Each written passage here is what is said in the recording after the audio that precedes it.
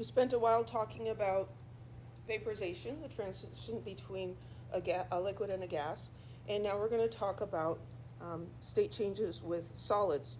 So sublimation.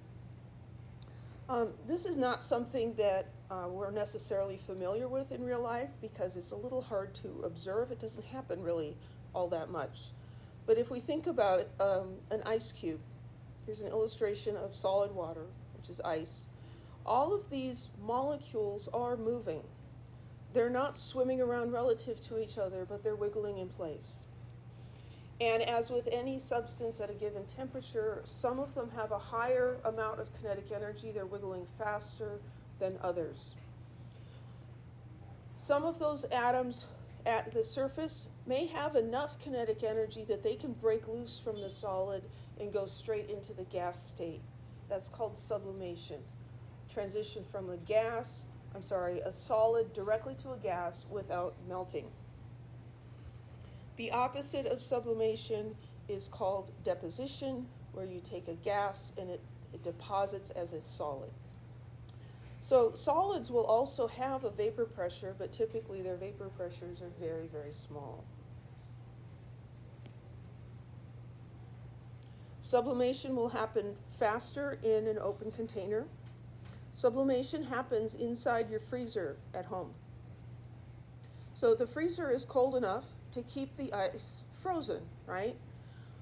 But we can still have some of those water molecules on the surface of the ice escaping into the gas state, and then where do they go?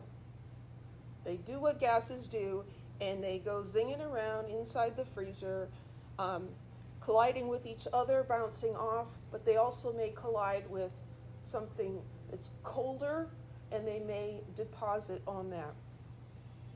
So what we observe is that if we have ice cubes that are left in the freezer for a long time, they may slowly get smaller. I know a lot of people have automatic ice dispensers, and so you don't have the joy we had when I was a child of the ice cube trays. And sometimes you'd find one that got way back buried, it's been there for 6 months, and you pull it out, and there are these little tiny ice cubes. And who the heck would just put a tiny bit of water in here and stick it in the freezer? Why didn't they fill it up? Well, they did, but the water has been subliming from the ice and escaping, which is part of why you get frost buildup on the inside of your freezer. That's moisture that has sublimed off of ice cubes and food and then gotten stuck on the walls. A bigger problem, though, is when you open the door and you let warm, humid air in, and then that crystallizes all over the place. Another thing we observe is that ice crystals grow inside airtight bags of frozen foods. This has been a common scenario in my life. You're strapped for something for dinner, and you're digging through the freezer, and you find a bag of tater tots, right? And they've been there for a while, but you're like, they're frozen. They're still good, right? So you open them up, and you dump them out onto a pan, and there's the tater tots and a bunch of snow, basically, right?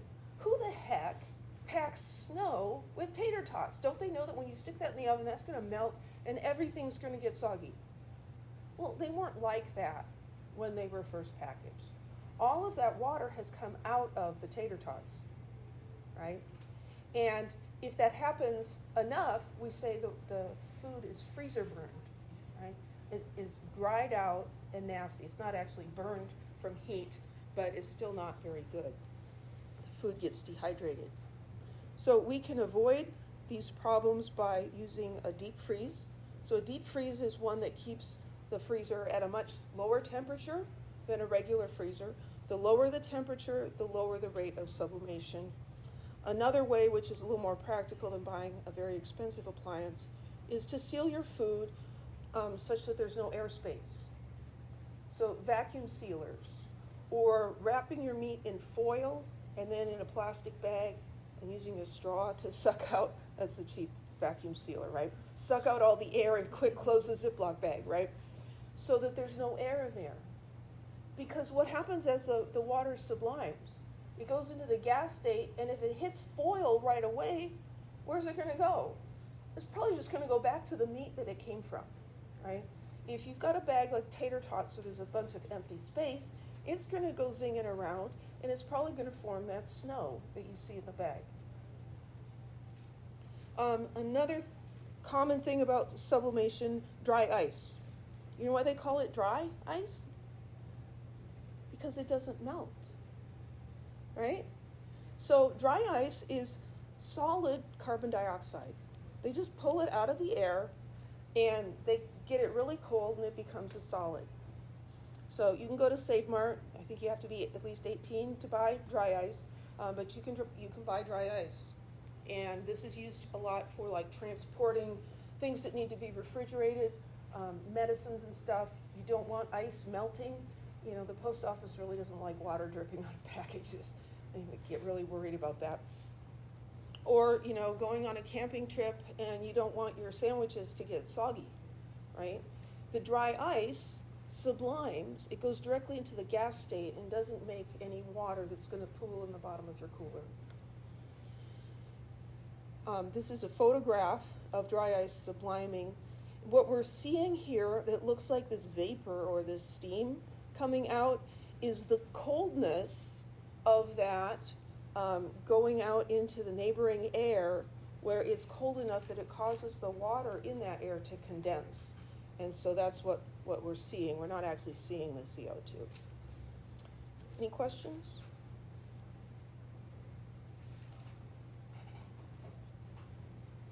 So that's sublimation. Fusion is another word for melting. So melting or fusion is when a solid becomes a liquid. And what helped me to remember that fusion was melting was to think about chocolate chips in a saucepan on the stove, and as we heat them up, they melt, but you could also say they are fusing together, right? They were individual chocolate chips, and as you heat them up, they fuse together into one chocolate mess, right? So fusion is melting.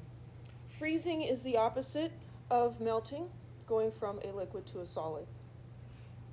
So if I didn't mention before, this is called a heating curve, even though it's not a curve. It's a set of lines, but whatever, right? So here's the temperature, and here's heat being added. We looked at this when we were heating water and boiling it.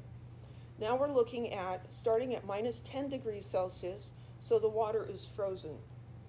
As we add heat, the ice is going to become warmer until it gets to the melting point of 0 degrees Celsius. At that point, the temperature will stay the same until all the ice has melted and turned into a liquid.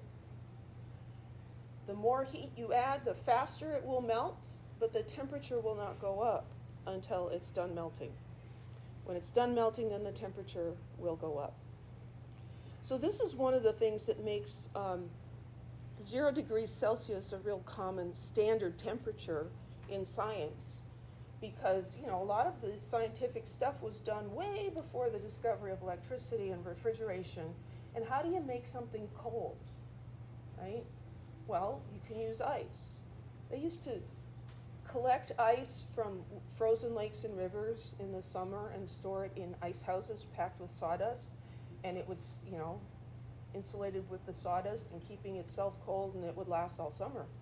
So you could get ice even in those, olden days. You could get ice, you put some ice in water, and you let it mix around and start to melt. You don't need a thermometer. The temperature of that's 0 degrees Celsius, as long as there's ice floating in it. After the ice melts, it'll go up. So, this applies to beverages. If you want an extra cold soda, do you put more ice in it? It's going to be the same temperature. It's just, it might stay cold longer, might also get watered down more, but you can't make it colder by putting more ice in it. So melting is an endothermic process. If we think about this one makes sense. Because how do you get something to melt? You put heat into it, right? You put it on the stove, you turn on the burner, you put heat into it. Heat coming into the thing, endothermic. So just like with heat of vaporization, we can measure the amount of energy needed to melt something. So the heat of fusion is the heat needed to melt 1 mole of that solid. So for water, it's 6.02 kilojoules per mole. What does not at all seem obvious is that freezing is exothermic. When something freezes, energy is given off. Now that's not going to happen just spontaneously, right? We can't just watch the water on the counter get colder and freeze. But what is your freezer doing to cause water to turn into ice cubes? It is pulling heat out of the inside of that box. Other way to think of it is, if melting is endothermic, the opposite, freezing, the energy has to come back out. So if freezing is exothermic, the same amount of heat gets released as was put in to make it melt. This has applications for farming in this area. I live in Reedley. We have a lot of citrus trees around there. And when the temperature drops down like 26 degrees Fahrenheit, the oranges and lemons are in danger of freezing, which completely ruins them. Crop is lost. It's devastating. So one of the things that the farmers will do is they will flood irrigate the fields when they're expecting a really cold night. So you got lots of water in the ground. As the temperature goes down, it's a little bit like this.